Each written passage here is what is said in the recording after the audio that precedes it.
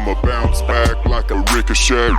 I'ma bounce back like a ricochet. I'ma bounce back like a ricochet.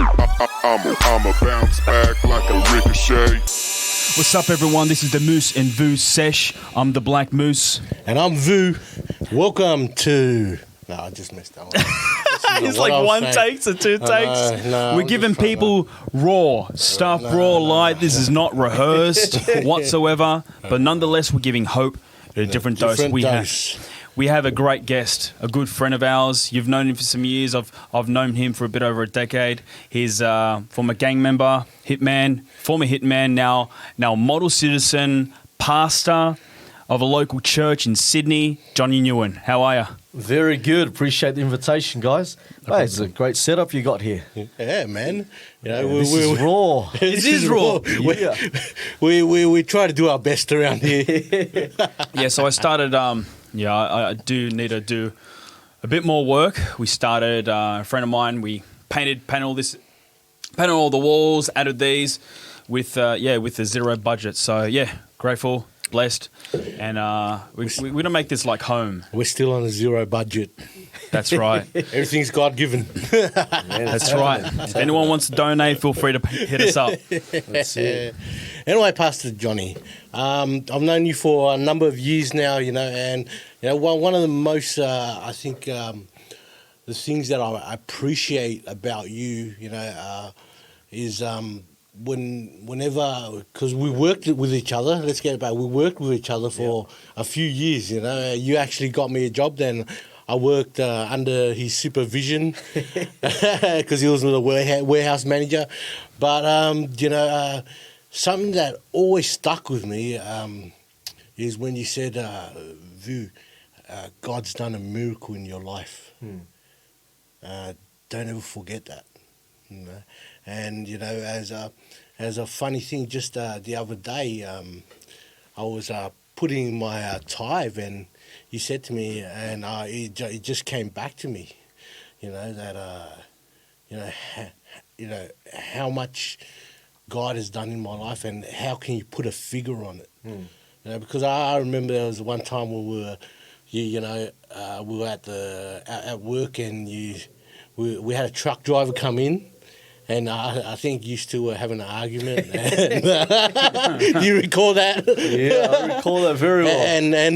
And you said, man, well, what's it to you? If you knew what God had done in our lives, it wouldn't bother you to give all your money to God. That's right. That's right. Definitely.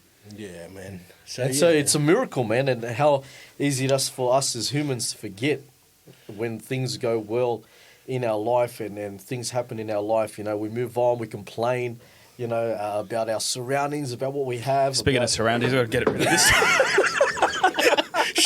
It's raw, man. It is raw. Good segue.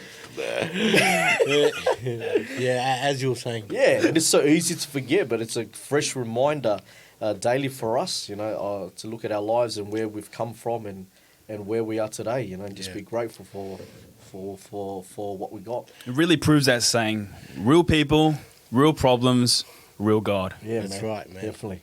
Yeah, and also, our lives. I'm so grateful that our lives crossed in this kind of scenario, this kind of setting, because at one stage our lives could have crossed, it would have been a bad outcome. That's right. It would have been a very ugly outcome, and because we both have a lot of mutual friends, kind of, I don't have any around in area. So we're both former gang members. Yeah. And we'll kind I think Vu's gang had beef with my gang and people I knew, but throughout that we never came face to face over all those years. Yeah. And now, we're sitting together in the same room, and and there's no punch on. no punch on. Two Vietnamese, one Lebo. Happy family. Definitely. And you mentioned the pandemic. You now as a pastor, preaching, and you're doing all these things. Pandemic happens. Now it forces all the pastors, or rather all churches, to close down the building, so to speak, and force into a place of uncomfortability, if that is a word. I'll have to check that out. But how was that experience like for you? Yeah, man. Tell us your mindset. Man, it was hard because if you know me, though I'm Asian, I've got no idea about computers, man. About computers, cameras, no idea, absolutely, man. And even 2 months on, man, I still know the basics, but we just had to adapt to what was going on, and I'm grateful there's people around me that know what they're doing. Yep. They jumped on board and gave us a hand, and it's great. But just to adapt to the environment you're living in and all that, and it's a learning curve. And I can't wait till this is all over, man. Go back face to face, normal. Yeah, sure.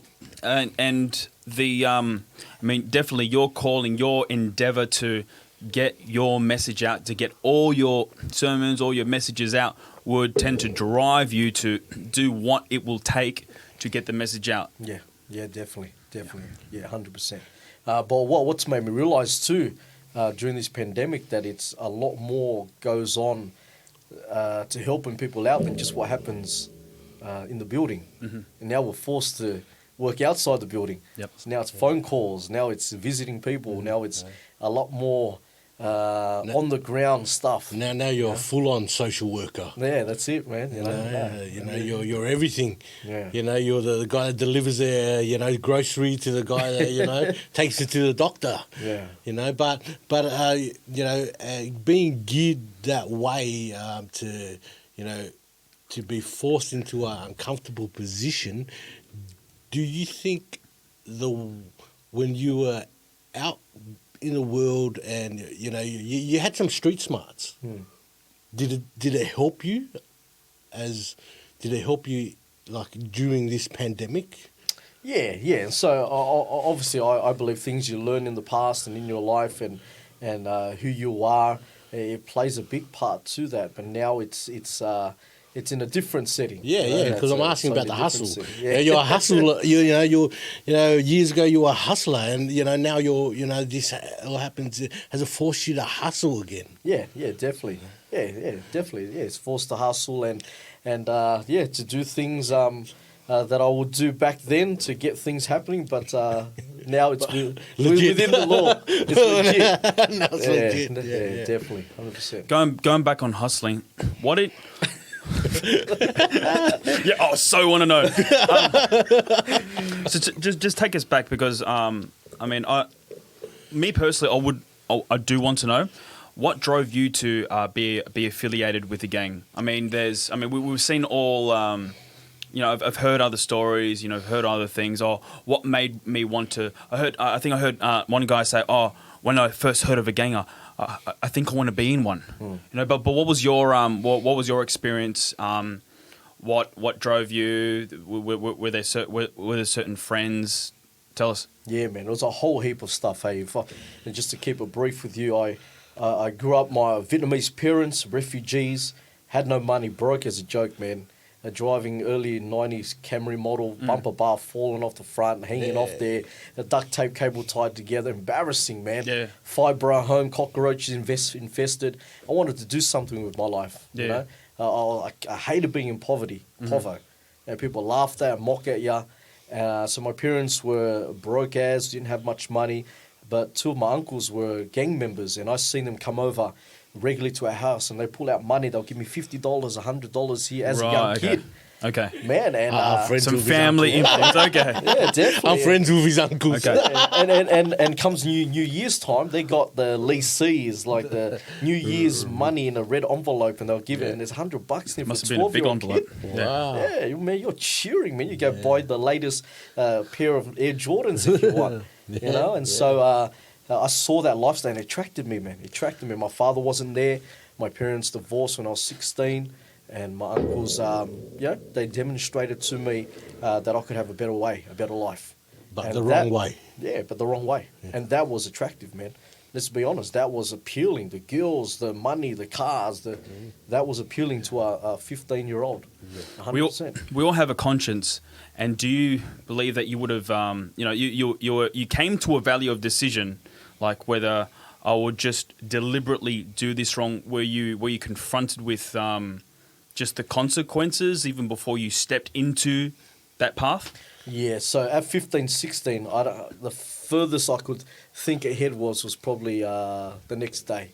Yeah, You know? yeah. So in a sense, I didn't really think about if I did this would happen here, or eventuate in me in a mental home down the road, or messed up, addicted to drugs. For me, it was just right now, right here. What's the best fun? What's going to give me the biggest high, the biggest feeling right now? That's why I got on the drugs. Yeah. That's why we got into the fights. Yep. That's why we were walking around with a reputation, because that was the best thing right then, right there, without thinking of It consequences. sounds like it's no different than today Yeah. with some young bloods out there. Definitely. How do you compare with the young'uns now then, as to how you grew up? Was it more intense back then? Was it more intense now? How were the fights? What was?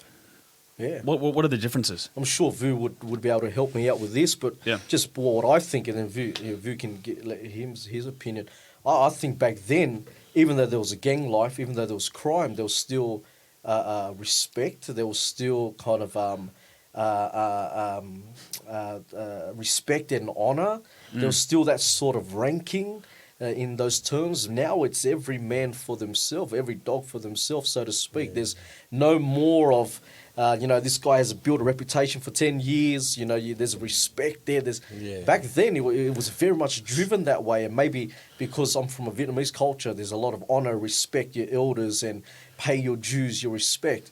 But So there's more snitches now. Oh, Yeah, well, definitely a lot of definitely. snitches today, 100%. And, Snitches get stitches. I can tell you firsthand. It's not because there's no honor or anything. It's because of they've actually made it fashionable to be a snitch. Right, okay, yeah. And not only that is because they. I look outside on the streets these days. They didn't go through hard times. No. They don't appreciate. You know what I mean? Yeah, this man, he's got to work. He's got to do whatever it takes. He's got to sell them bags, do whatever it takes, run his stuff on the streets and that. These days, it's not happening. So a lot of these guys that are so-called gangsters, they come from rich homes. Yeah. Whereas me and Johnny was growing up, man, it's survival mode here. Yep. If you're not going to take mine. I worked for this, and this is where a lot of the gang, the crime escalated from. Is, man, this is mine. You're not taking it.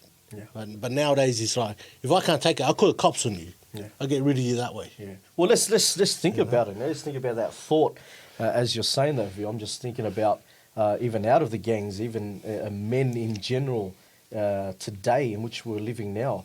Our parents, they worked from the bottom up. Yeah. They worked from having absolutely nothing Yeah. to working 6-7 days a week and having to make a living.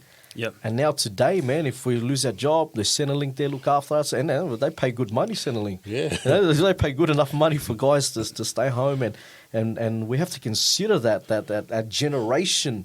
Let's talk about the men have become, in a sense, soft, and we run away from pain. There's problem come, we run away, we dig our heads in the sand, but back then you have to make it work. You got to do whatever you can. Snowflakes. And in the gang or out of the gang, just in general life. But today it just seems like everything's placed on a plate for us to enjoy. Everything's too easy. So there's wannabe gangsters, but when pressure strikes, they tend to melt. Yeah, so plastic gangsters, I call them. All plastic. But anyway, moving away from that, seeing you work also as a chaplain now. Yes. In a school. How's that working? Yeah, that's good, man. So one day a week I'm at a local sports school there. Yeah, and my services there available. Talk to kids that are in need there. If they got any issues there, I work on a Monday of the weekend. There's always dramas, parents, violence, getting on the drink and fighting. And so they come through, they talk, a 5-hour day for me at the school, I could possibly see up to about 12 young guys coming through, telling me their problems, their issues, and we sit down, we talk about it. And Is that per week or per day? Per week. All right, cool. Yeah. So, What is there a counsellor at that school? Yeah, there's 2 counsellors. What's the difference between a chaplain and a counsellor? Yeah, so the counsellor, a lot of the kids don't want to go to the counsellor because that means you got something wrong with you psychologically. Right, okay. So it's just a comfortable way of saying psychiatrist. Yeah. Okay. So they got the chaplain there. Well, yeah, and plus we just kick around, talk, and I got some noodles and donuts in there. And So they're more comfortable. Definitely meeting at their level. Yeah, definitely. Yeah, but they talk, they chat, and obviously I've been similar backgrounds to them, and just be able to relate to them. And you do classes, workshops? Yeah, we do workshops there. I'm working with just with a group of troubled young guys there at the moment there, and just be able to talk to them about, they're telling my story there. Just in a room with no teachers, no coaches there. Yeah, just be able to speak, straight talk to them, and just some life lessons for the young guys. Just need it straight. Some young kids just. Do you pull out the ruler? The wooden one. The wooden one. I wish I could. Throwback. Pull out the trolley pole instead.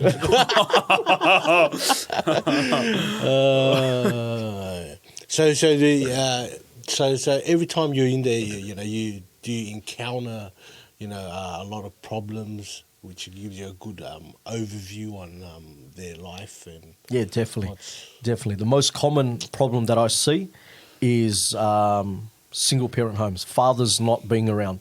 Man. Therefore, these 15, 16, 17-year-olds just run an absolute muck. Yeah. Mum tells them off, mum gives them a hiding. Yeah. But, when mum's gone to bed or mum's busy, these boys are out partying, mucking around, getting in fights. What can they do? And, because dad's not around. Dad's either drunk or run off or enjoying himself. So seeing them for that few hours, do you also, offer your services after school? Like if, they really want your help and...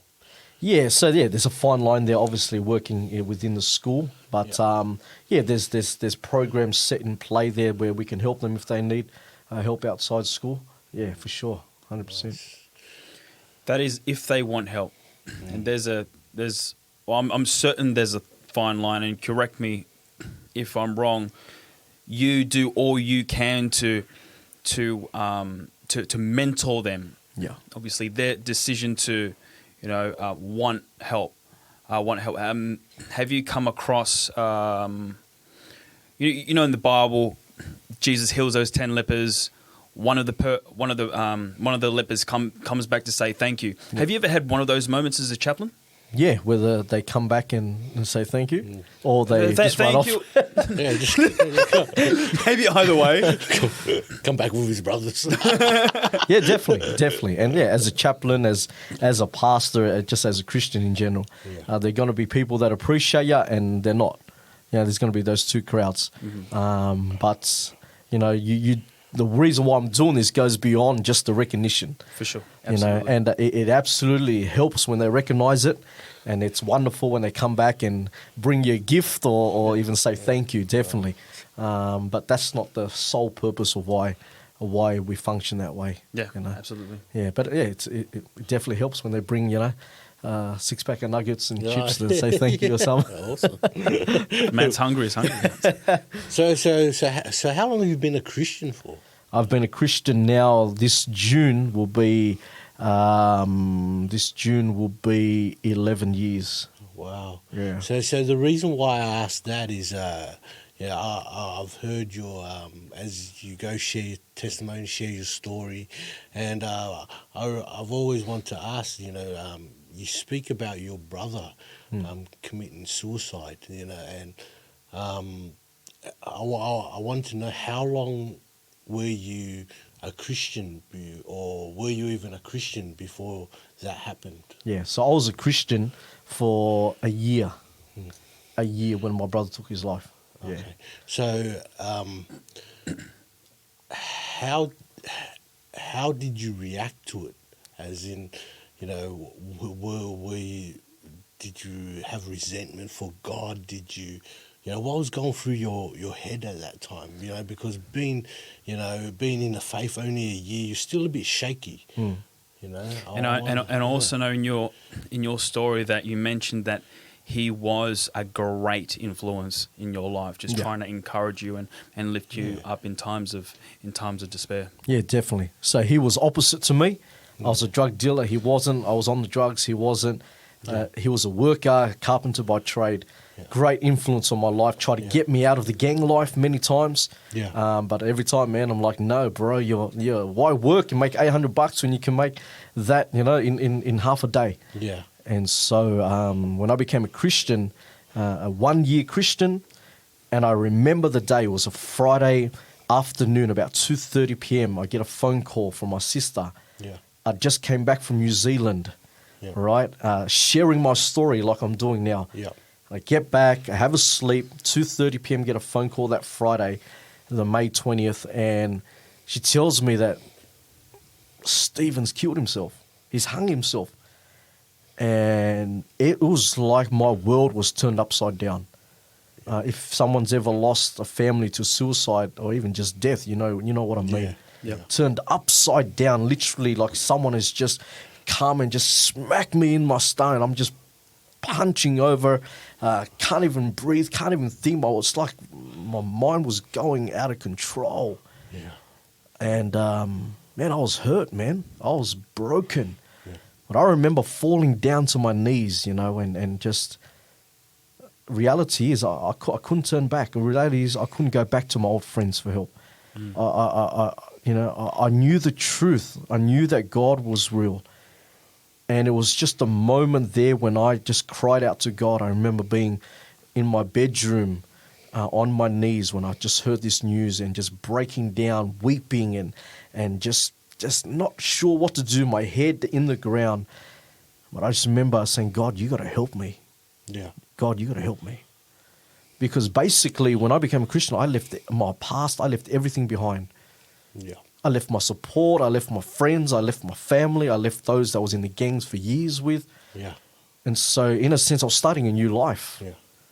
And I'm sure that would have been abrasive for you as well, just to completely cut everything off. Yeah. But it was necessary. Yeah, definitely. I had to. I couldn't live this new life with these influences that were so strong. I couldn't live with those two pulling at my attention and my affection. Mm-hmm. Yeah. But I haven't heard that side of the story before, because I know, was it the next day you went to Hornsby? Yeah. Yeah. I was there. They did a concert and you shared your story. Yeah. And you mentioned that. Absolutely gobsmacked. And what I really admired with you, but you held your composure. Yeah, definitely held your composure. Something that I really admire with you. I mean, even though you have been a Christian for 1 year, I mean, by your composure and just by your exampleship and even by sharing your story in this matter and just being straight, God has done just tremendous things in your life, and you've just definitely worked out your salvation with fear and trembling. Yeah. And can I say something in those times? That night that I found out my brother took his life, that Friday night, there was a get-together at a Christian's house, and I was invited to that. No one knew that my brother had just committed suicide. Full on. But that night I said, I need to go be around some of my closest friends. And I went there, and these people didn't even know. But I had to be there in that group. The reason why I say that is because, listen, don't underestimate the value of those closest to you. Yeah. The friends in your life. I'm telling you, when push comes to shove, those close to you, the friends, you know who they really are. Yep, straight up. This is in the gang life, this is in the Christian life, this is in life in general. Yeah. And I'm telling you, these Christian friends, these friends that I've known for a year, these guys had my back. Mm-hmm. I'm telling you, I needed to be around my closest friends at this time. Absolutely. I don't know where I'd be if these guys weren't here to support me in that time. And so how invaluable your friends, those closest to who you are, man. Definitely. True friends, and even when I first became a Christian, I just or even before, I was envious of their composure, their transparency. I wanted what they have, but back in those days, I didn't want to sacrifice as I am doing now, right? Just lay that old life behind. And I'm glad that you mentioned that, because isolation is not an excuse. I mean, isolation during this pandemic, staying at home, being careful of each other. Okay, obviously you've got to, take care of your health, but we can't let that be an excuse from not getting in contact with others. And I know that, with restrictions, they are getting lifted off gradually. So that way we are able to, get in contact. We've been created for a relationship. And my own frustration, I'm sure you guys will agree, is there are some others out there that would want to take advantage of this, isolation and make an excuse not to get in contact with others, and they may tend to, fall through the cracks. I'm talking, Christians and others. I'm not, being prejudiced against anyone. What are some of the things that we can do, or what would you say to them who these are, not only being isolated physically, but also, relation-wise as well? Yeah, definitely. Oh, for me, we live and we all struggle with it, man. We are all selfish, man. Yeah. Down to the bone, man. We're selfish as. Yeah, absolutely. And it takes real effort and to take your eyes off yourself.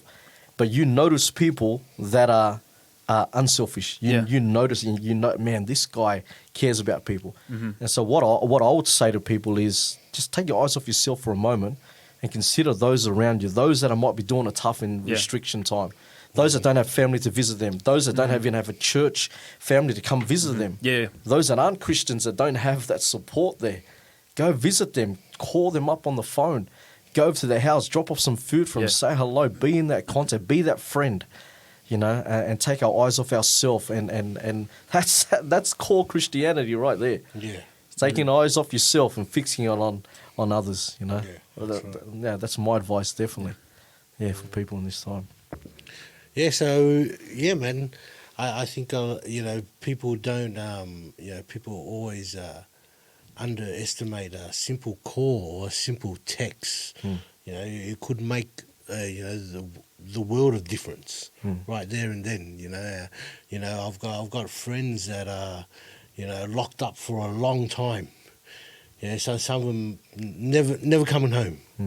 And, a simple, 3-sentence on a letter.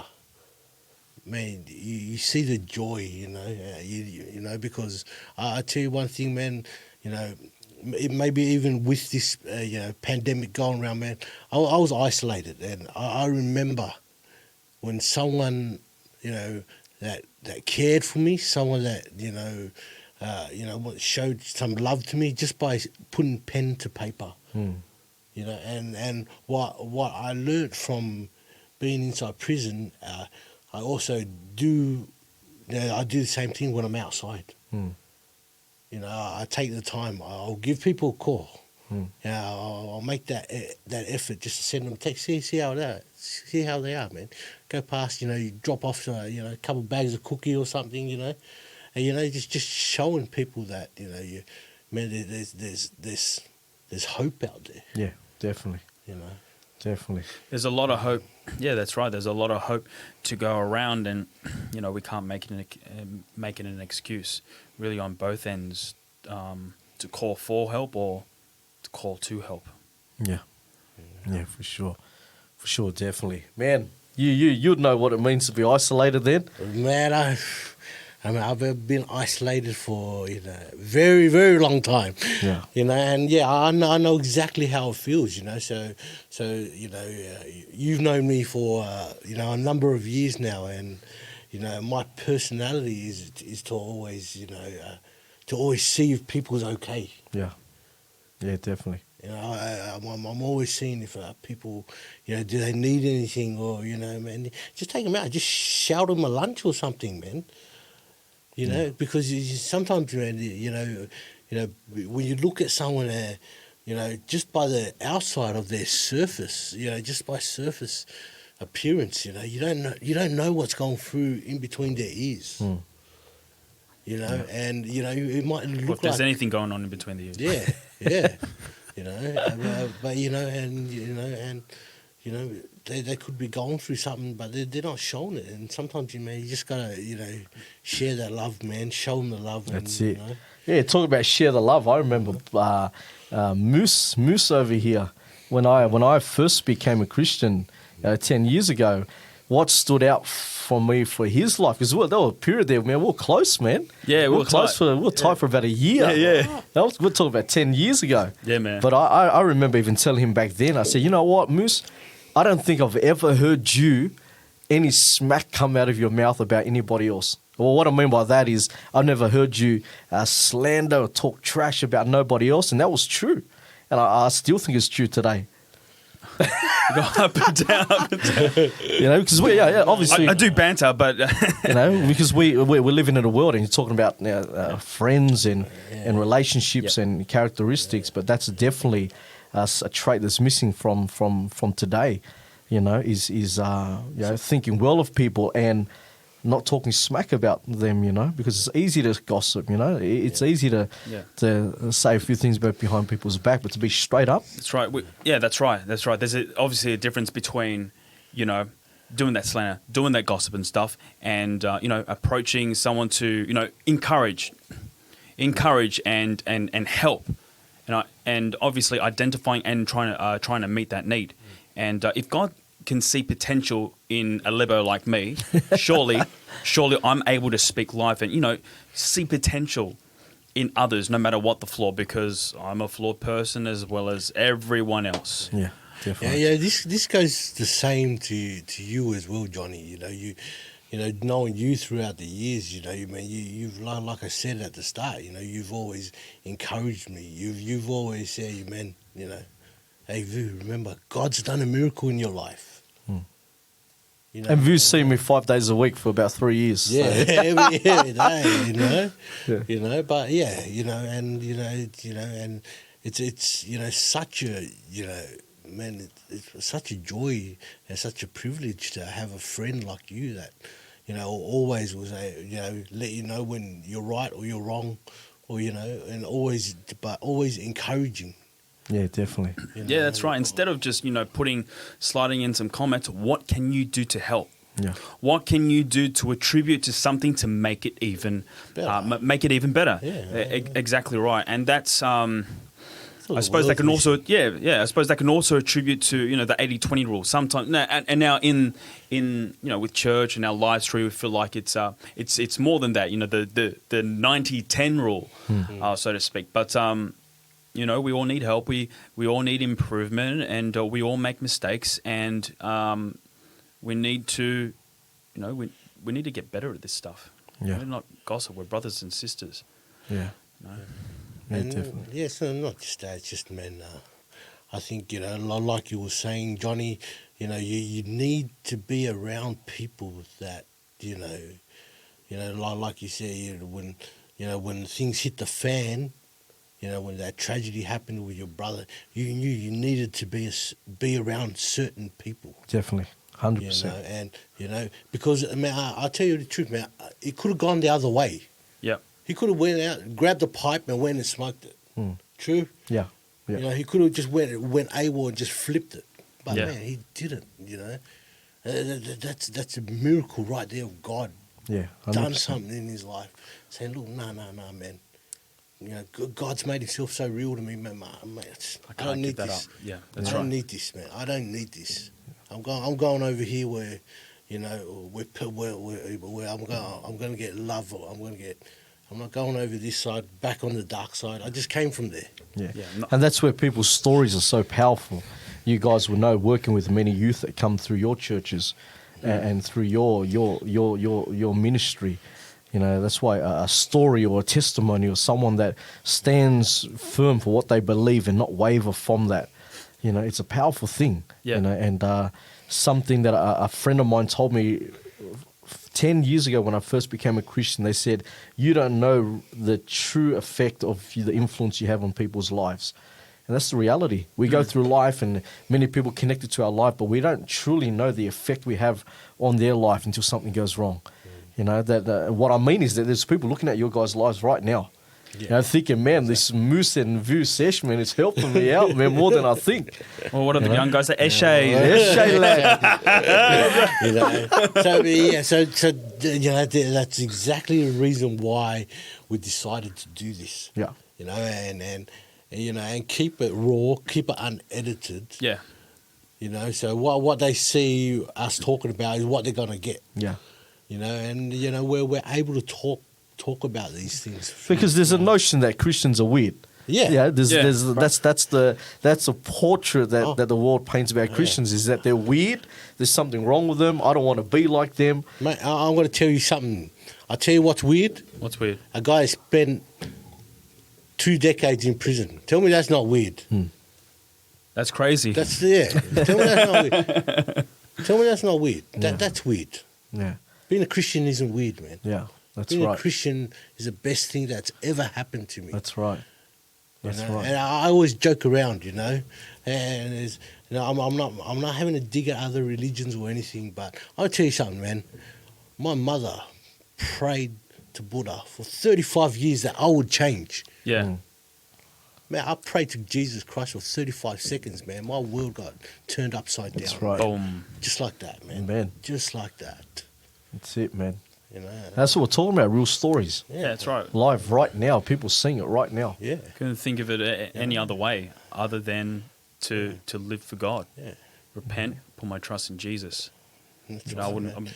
I wouldn't even think of marriage, think of sobriety, even think of this and hanging with you guys, being married, having How having many kids you got now? I got 3 girls. 3 girls. You're one up, brother. He's going on 4.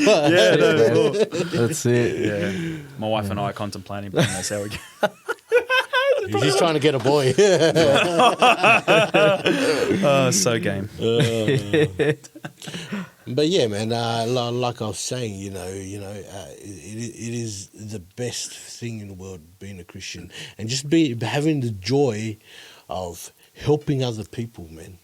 Yeah. You know, get out of the situation that you were once in.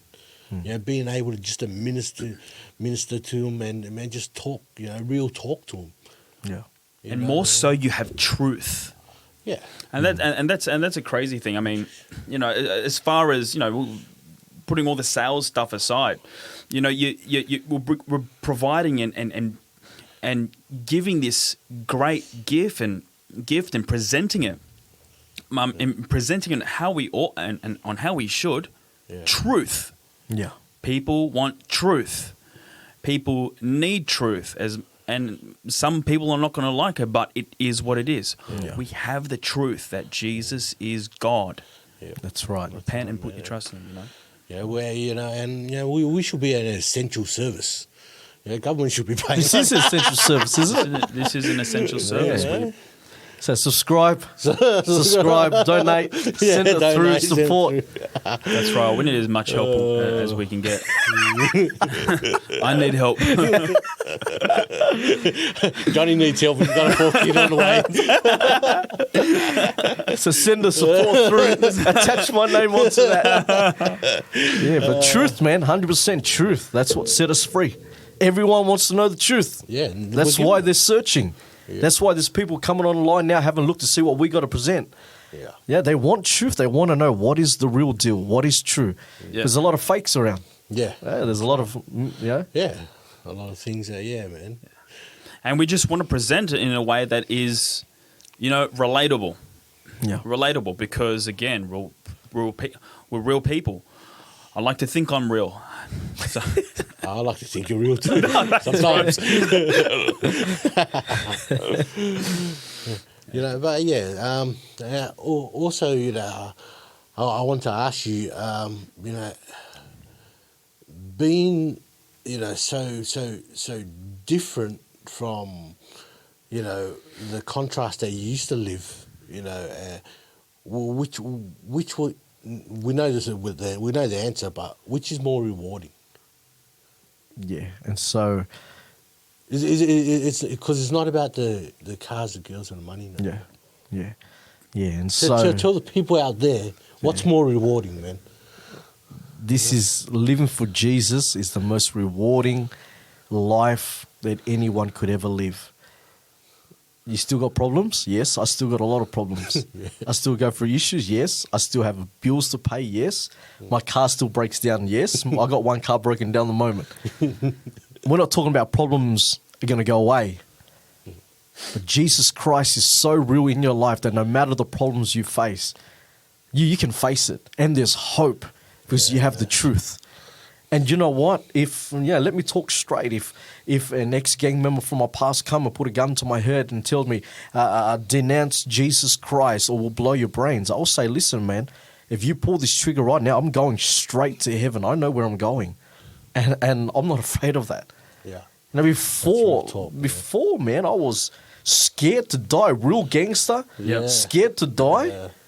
But you ain't no real gangster. Carrying a 38 revolver around because I'm worried about someone's got my back. Yeah. But now I live in freedom, no longer fearing for my life, living in truth, and Jesus Christ is my Lord. That is where my life is based around. This is the center of my life right now. You know, and no matter what happens to me, the truth still remains true. Yeah, that's right. You know? And Whether that's we like what it or not. keeps me going. Yeah, absolutely. Yeah. That what you just said would probably speak wonders to some youngins right now. Yeah, definitely. Definitely. Yeah, because the people scared, man. People living in fear today. Yeah. Living in absolute fear, not knowing what tomorrow brings in their life. Yep. That's why they get on the drugs. That's why they get in the relationships. That's why they do what they do. Yeah.